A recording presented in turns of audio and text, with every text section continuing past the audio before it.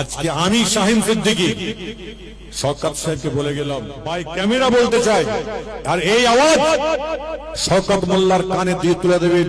আমি শাহিন সিদ্দিকী ভাই আপনার বলে যাচ্ছি, বাগদাদে আপনার জন্য দোয়া করেছি, নাজাফে আপনার জন্য দোয়া করেছি, কারবালায় আপনার জন্য দোয়া করেছি, বড় পীর সাহেব হুজুর রহমাতুল্লাহ আলাইহির দরবারে দোয়া করেছি, মুজাদ্দিদ জামান পীর আবু বকর সিদ্দিক রহমাতুল্লাহ আলাইহির দরবারে দোয়া করেছি, তানার 5টা কলিজার টুকরার দরবারে দোয়া করেছি, এবং যারা মুরব্বী বয়োজ্যেষ্ঠ পীর সাহেব আছেন এবং যারা দুনিয়া থেকে চলে গেছেন তাদের দরবারে গিয়ে দোয়া চেয়েছি। আপনার ইজ্জত, আপনার সম্মানকে আল্লাহ পাক ঠিক রাখবেন।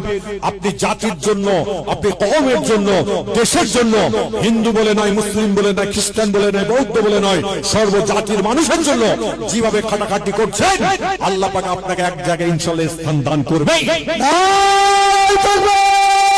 আজকে আমার মতো পীর যাতে কিছু আছে, ওই এমএলএ পাশে, এমপির পাশে, মন্ত্রীর পাশে ঘুষ ঘুষ ঘুষ ঘুষ ঘুষ ঘুষ করে হাঁটছে, ওনার দরবারে উনি বসছে না, উনি আনতে ছুটছে। এই তো অবস্থা রে ভাই, বুঝিনি মা, সব বুঝি। আজকে আমি শাহিন সিদ্দিকী শওকত সাহেবকে বলে গেলাম, ভাই ক্যামেরা বলে যাচ্ছি, এই আওয়াজ আপনার কাছে যাবে। আমি দিয়েছি কত বস্তা? 10 বস্তা চাল আমি দিয়ে গেছি, আর শওকত মোল্লা ভাই আরো 200 বস্তা চাউল যেন এই মাদ্রাসায় দেয়। তারপরে ওনার সঙ্গে আমি বসে এই মাদ্রাসার বিষয়ে আলোচনা করবো ইনশাআল্লাহ।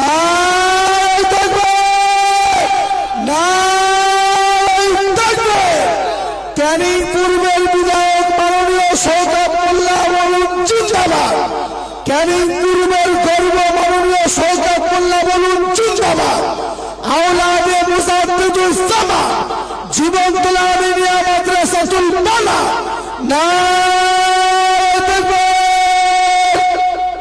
তুমি যা করে তো এই এলাকার বিধায়ক সাহেব আছেন মাননীয় মোহাম্মদ শওকত মোল্লা সাহেব, তার সঙ্গে আমার ফোনে কথা হয়েছে। তিনি খুব ব্যস্ত মানুষ, খুবই ব্যস্ত মানুষ।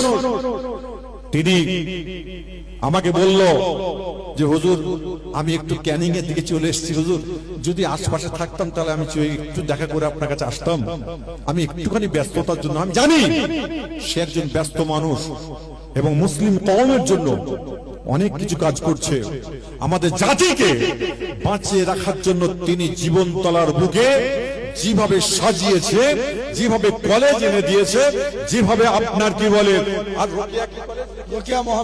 রোকেয়া মহাবিদ্যালয় থেকে শুরু করে প্রত্যেকটা অবদান হচ্ছে আপনার শওকত মোল্লা বিধায়ক সাহেবের অবদান।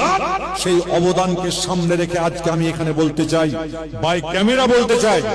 আর এই দক্ষিণ চট্টগ্রাম লোকেরা আমি যখন আসলাম দেখি নাচছে, কে হাসছে, কে অনেক কিছু করছে। বাপ আমি জীবনতলায় দাঁড়িয়ে আমি সবকিছু দেখতে পেয়েছি। আমি কিন্তু আবুল ফেরা বেটা, আমি ছাড়নেওয়ালা বান্দা নই কাউকে, আমি সব চিনি।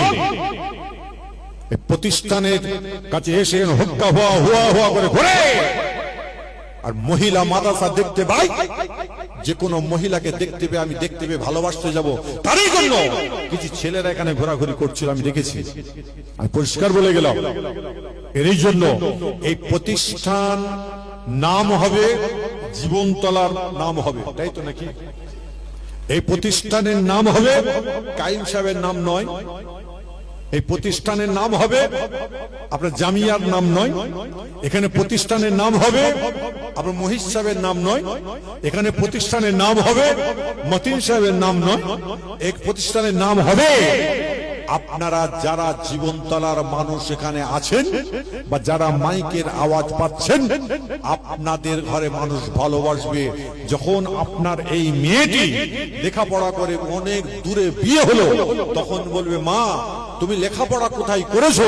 বলবে জীবনতলা আমিনিয়া বানাত মাদ্রাসা আমি করেছি আল্লামা বশির ডাক্তার হুজুর রহমাতুল্লাহ আলাইহির স্মৃতির উদ্দেশ্যে। তাই তো? জি, স্মৃতির উদ্দেশ্যে মাদ্রাসা আমি লেখাপড়া করেছি। দাদা হুজুর কেবলা মুজাদ্দিদ জামান দাদা হুজুর কেবলা রহমাতুল্লাহ আলাইহির স্মৃতির উদ্দেশ্যে মাদ্রাসা লেখাপড়া করেছি। তখন কিন্তু মানুষ কিন্তু দাদা হুজুর কেবলা নামটা শুনবে, আমাদের নামটা শুনবে, আর নাম হবে জীবনতলা এলাকার মানুষদের। আপনারা যারা জীবনতলার যুবকরা আছেন, জোয়ানেরা আছেন, আমি প্রত্যেককে বলবো খবরদার, জাত পাত, কে তবলিগ, কে দেওবন্দি, কে বেরেলি, কে আহলে হাদিস দেখার দরকার নেই। যাদের সঙ্গে আমাদের রক্তের সাথে সম্পর্ক নাই, তাদের সঙ্গে আমাদের কোনো সম্পর্ক নাই। যারা আমাদের করে দুশ্মন, তাদের সঙ্গে আমাদের কোনো সম্পর্ক নেই। ভালো রাখবেন, ভালো করে বুঝে চলবেন।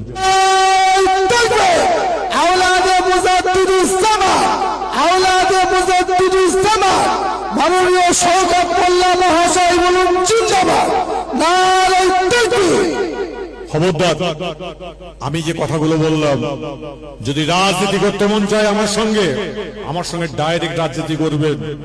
আর বেশি বিয়াড়াপনা করবেন, ঠ্যাং কেটে দেবেন। এটা আমার ক্ষমতা আছে।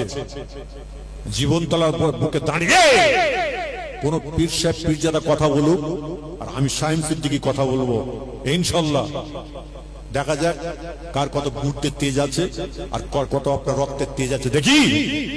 খবরদার, পাগলামো করো না, পাগলামো করে হই হই করো না। কেন?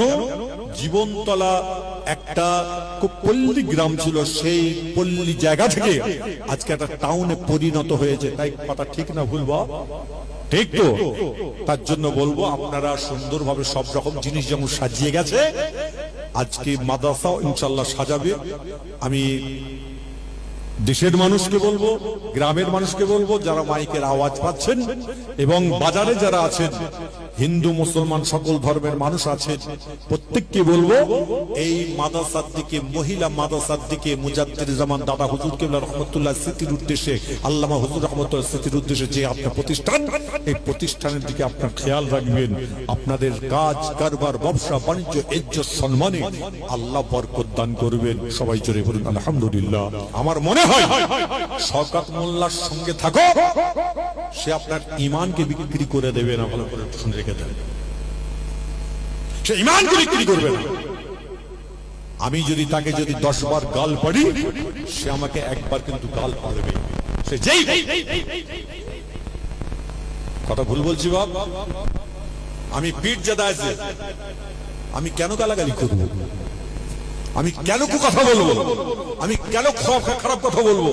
আমার মুজাদ্দিদ জামান দাদা হুজুরকে বলে গেছে, ডক্টর আপনাকে বলে ডক্টর বিধানচন্দ্র রায়, তিনি ছিলেন এপার ওপার বাংলার, তিনি যখন মুখ্যমন্ত্রী ছিলেন, এমন সময় বড় হুজুর কেবলা রহমতুল্লাহ আলাইহি ভোটে দাঁড়িয়েছেন।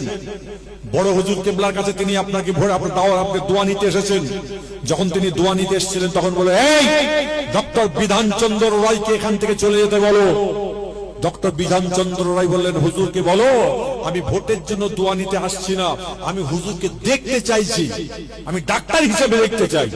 তখন বড় হুজুর কেবলা রহমতুল্লাহ আলাইহি তিনি বললেন ওনাকে, ডক্টর সাহেবকে, ভোটের পরে আমার সঙ্গে দেখা করতে বলো। কেন? আমার কাছে দোয়া চেয়ে যাবে, যদি জিতে যায় বলবে বড় হুজুরের দোয়ায় আমি জিতে গেছি।